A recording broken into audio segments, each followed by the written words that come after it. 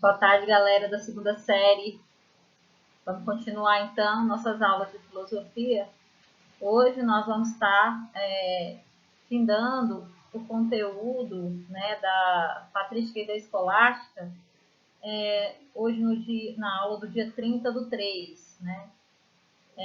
Essas aulas, elas trabalharam com a questão da Idade Média, né, e a tentativa de unir fé e razão. Para resolver essas questões, foi tratado com vocês em sala de aula e também um texto para ajudar vocês, né, a descobrir mais sobre o contexto patrística e escolástica. Então, dando continuidade aí, para resolver essas questões que foram propostas nessa atividade, é preciso que o aluno, né, conheça um pouquinho, pelo menos, né, da filosofia antiga. Por quê? Porque nós precisamos entender, né, que a filosofia antiga ela foi muito importante para o mundo ocidental, principalmente com as ideias de Platão e de Aristóteles. Beleza.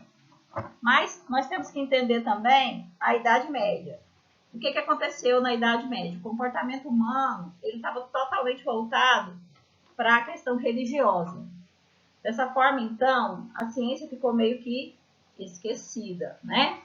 Dentro essas atividades, todas elas abordam, né, principalmente as ideias de São Tomás de Aquino e de Santo Agostinho. Eu preciso conhecer também um pouco dessa ideia, saber quem foi, né, os dois principais personagens desse momento que tinham a intenção de usar os textos de Platão e de Aristóteles para, né, buscar um pouco mais de uma visão racional sobre todas as coisas. Porém, não deixando, né, para trás, né, a ideia religiosa que era o cunho principal desse momento histórico, né? A primeira questão, ela traz aí, né, uma contribuição, né, do Tomás de Aquino para a vida intelectual. Né? Foi a de valorizar a inteligência humana e sua capacidade de alcançar a verdade por meio da razão natural, inclusive a respeito de certas questões da religião. Dessa forma, então, dá para perceber, né, que o São Tomás de Aquino ele tinha, né, a intenção, né, de unir, né, a fé e a razão. E nessa questão, é preciso saber também um pouco sobre, né, as teorias dele. Olha lá, está falando, inclusive a respeito de certas questões da religião, discorrendo sobre a possibilidade de descobrir a verdade divina. Ele diz que há duas modalidades de verdade acerca de Deus. A primeira refere-se à verdade da revelação, que a razão humana não consegue alcançar, por exemplo, entender como é possível Deus ser uno e trino. O que é uno e trino? Né? Ser a Santa Trindade. A segunda modalidade é composta de verdades que a razão pode atingir, por exemplo, que Deus existe. Então, aí deu para entender, né, apesar da complexidade, mas deu para entender que a tentativa aqui é unir razão e fé. A partir dessa citação, indica a afirmativa que melhor expressa esse pensamento de Tomás de Aquino. Olha lá a resposta. Mesmo limitada, a razão humana é capaz de alcançar certas verdades, né, por seus meios naturais. Então, essa é a principal ideia aí dessa questão aí, número 2. Uma das preocupações de certa escola filosófica consistiu em provar que as ideias platônicas ou gêneros e espécies aristotélicos são substâncias reais, ou seja, são reais porque está ligada à racionalidade, né? E isso tem tudo a ver, né, com a questão aristotélica e platônica. Reflexões dessa natureza foram realizadas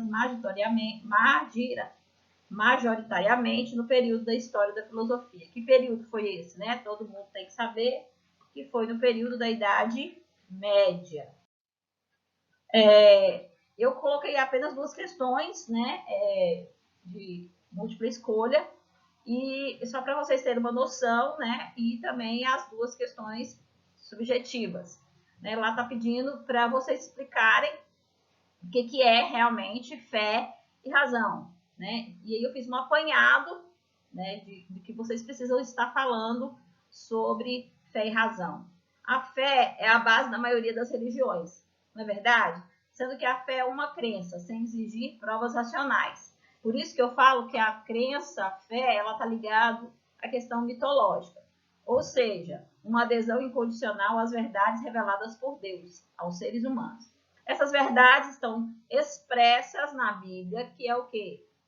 O livro base da sociedade, interpretada pelas autoridades da igreja. Quem são essas autoridades? Os clérigos, né? Os papas, os bispos, enfim, todos aqueles que fazem parte da Igreja Católica. Entretanto, bastava apenas demonstrar racionalmente as verdades da fé. A Igreja Católica tem dois pensadores que se destacam: o Santo Agostinho, que tem o dogma da crença como absoluto, e o São Tomás de Aquino, que procurou, através da filosofia de Aristóteles, demonstrar a existência de Deus pela razão. Entendam aí, eles usaram, né, o apoio dos textos, né, racionais de Platão e de Aristóteles para tentar explicar a existência divina. Compreendido? Última questão. Relatar os pensamentos da patrística e da escolástica. Né? A patrística, né, todo mundo sabe, e a escolástica são movimentos da Igreja Católica, que tinham o intuito, então, né, de buscar, né, uma forma mais racional de explicar sobre todas as coisas, mas não esquecendo do cunho, né, religioso. Né? Eles abordavam as teorias de Aristóteles e de Platão, porém não podiam esquecer, né, desse cunho religioso. A patrística, dentro do processo de desenvolvimento do cristianismo, como vimos ao descrever o contexto histórico, tornou-se necessário explicar seus preceitos às autoridades romanas e ao povo em geral. Os primeiros padres da igreja começaram a elaborar diversos textos sobre a fé e a revelação cristã. Por isso que este período é chamado de patrística. Um dos grandes expoentes é Santo Agostinho, que através da filosofia platônica procurou conciliar fé e razão. Ou seja, Platão, então, era, né, o principal fruto da ideia de Santo Agostinho. Já a escolástica. A filosofia da escolástica vem da palavra escola, pois nesse período surgiram várias escolas e universidades ligadas à igreja. Ensinavam o trivium, que eram 3, gramática, retórica e dialética, e o quadrivium, geometria, aritmética, astronomia e música. Então, essas eram as disciplinas, né, evidenciadas nas universidades, sendo que ambas estavam submetidas à teologia. Um dos grandes expoentes é São Tomás de Aquino, que sistematizou a filosofia cristã através dos textos de Aristóteles. Galera, espero ter, né, clareado um pouco as ideias aí sobre patrística escolástica. E é isso aí. Beijão a todos.